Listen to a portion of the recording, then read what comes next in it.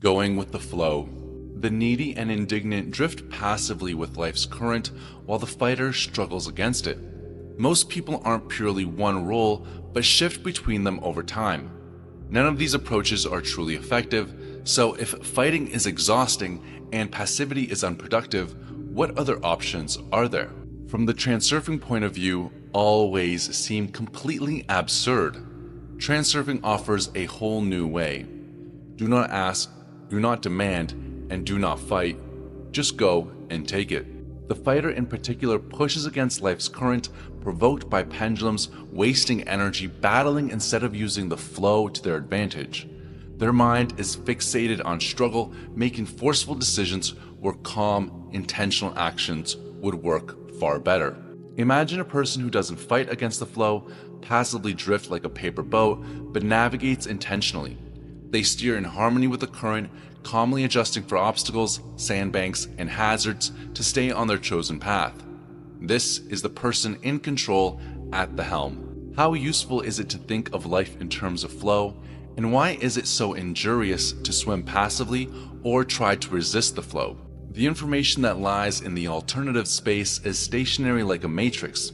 At the same time, the information structure is organized into chains of cause and effect, which give birth to the flow of alternatives. The cause and effect arise from the same event, making them inseparable and co-arising. This is closely related to Eastern philosophical views, such as in Buddhism, where things interdependently arise, meaning cause and effect can be seen as happening at the same moment, creating each other rather than being sequential. The main reason to avoid actively resisting the flow is that in doing so, you expend a huge amount of energy, either in vain or to your own detriment. Neither can you rely entirely on the alt flow, for it could carry you into a calm lagoon as easily as to the edge of a waterfall. One should therefore proceed with a sense of caution, correcting one's movements with smooth actions. A person should also be aware of the general direction of the flow, which is determined by their chosen goal and the means of achieving it. Once the general course has been determined, one should rely on the flow as far as possible. The main questions that arise are: to what extent can we surrender ourselves to the flow? How do we determine whether we're going in the right direction? And why should we surrender ourselves to it at all? As mentioned previously, the mind is constantly under pressure from projected levels of importance, and so it's hindered from making truly efficient decisions. Inner and outer importance is, essentially, the main source of the problem, causing balance forces to manifest in the form of rapids and whirlpools along a person's path. If you reduce the intensity of projected importance, the flow will return to a calmer current. Outer importance encourages the mind to look for complicated solutions to simple problems, while inner importance convinces the mind that its reasoning is sound and capable of making the only right decision. When we reduce projected importance, the mind becomes free from the influence of pendulums and unnecessary pressure, allowing it to make more objective and effective decisions.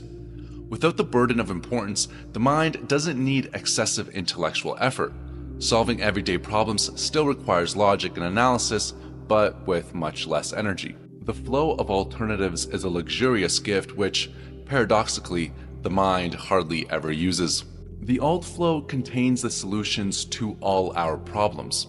The majority of problems are in fact artificially created by the mind.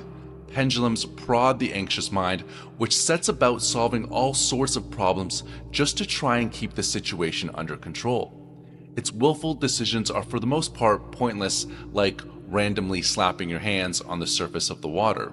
The majority of problems, particularly minor problems, resolve themselves if the alt flow is allowed to take its course. The best solution already exists in the alt space and naturally emerges if we don't interfere by overthinking or complicating matters.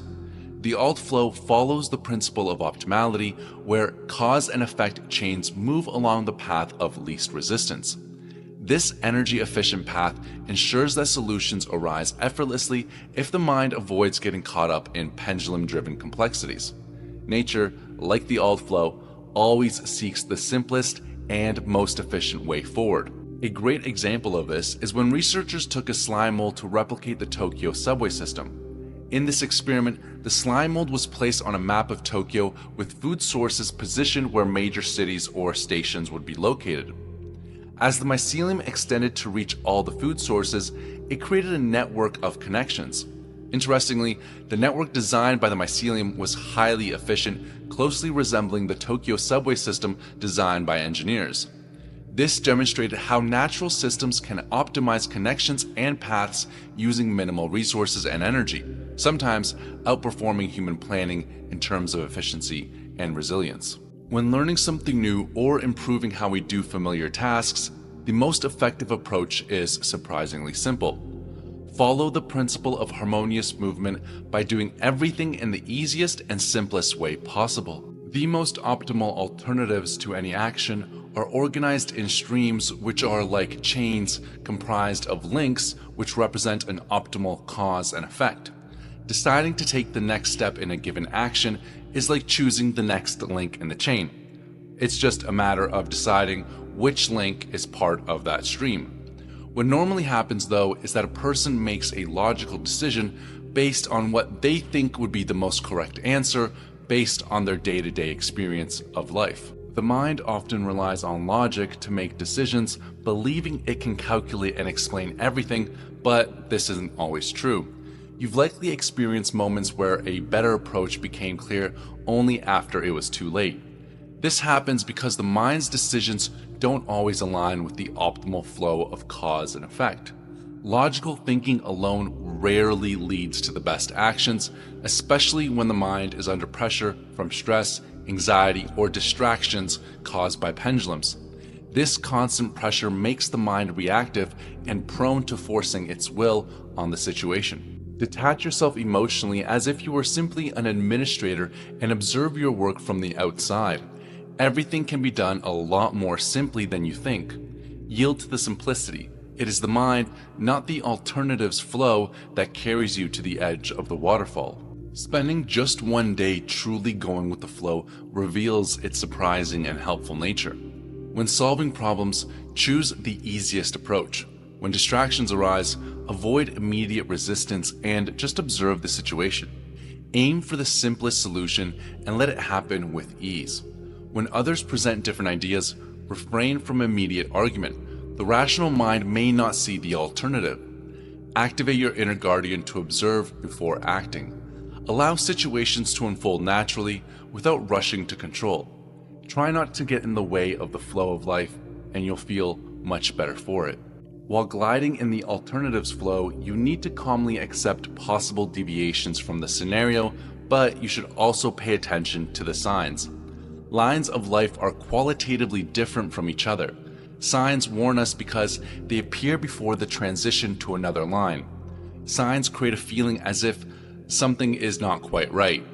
The state of spiritual discomfort is a clear sign.